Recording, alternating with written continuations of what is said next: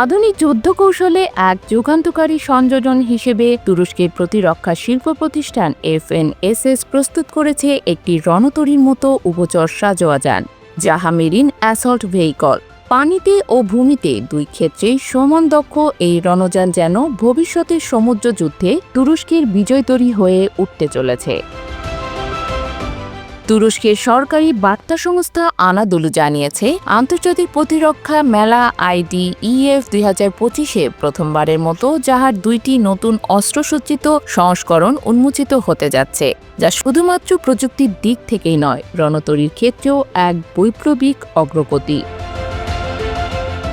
যাহা প্রকল্পটি শুরু হয় 2017 সালে, যার মূল লক্ষ্য ছিল একটি বহুমুখী দ্রুতগতিসম্পন্ন ও সৈন্য পরিবহনের সক্ষম উভচর যান তৈরি।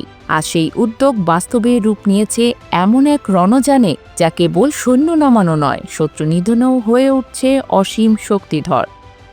এর নতুন সংস্করণ CAKA-30/80 সজ্জিত হয়েছে কনিক ব্রেনম LR-30 মিলিমিটার স্বয়ংক্রিয় কামান এবং দেশীয় প্রযুক্তিতে নির্মিত ওমতা স্ট্যান্ড বিধ্বংসী মিসাইল দিয়ে। অপর সংস্করণ CAKA-80-কে এতে রয়েছে কনিক M2 QCB 12.7 মিলিমিটার মেশিনগান ও স্বল্প পাল্লার কারাউক অ্যান্টি-ট্যাঙ্ক ক্ষেপণাস্ত্র।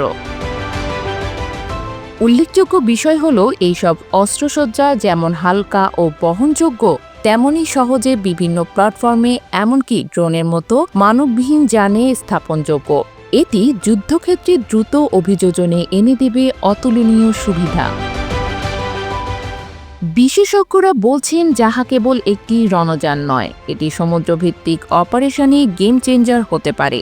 দ্বীপ প্রতিরক্ষা, উপকূলীয় নিয়ন্ত্রণ কিংবা অ্যাম্ফিবিয়াস অ্যাসল্ট, সব ক্ষেত্রেই এটি আধিপত্য বিস্তার করতে সক্ষম। বলা যায়, আধুনিক অস্ত্রে সজ্জিত এই উভচর যানটির আবির্ভাব সমুদ্র যুদ্ধের ইতিহাসে নতুন অধ্যায় রচনা করতে যাচ্ছে, যাহা এখন শুধুই এক সামরিক যন্ত্র নয়, বরং একটি প্রতীক, তুরস্কের প্রযুক্তি, আত্মবিশ্বাস এবং সামরিক পরাক্রমের প্রতিচ্ছবি।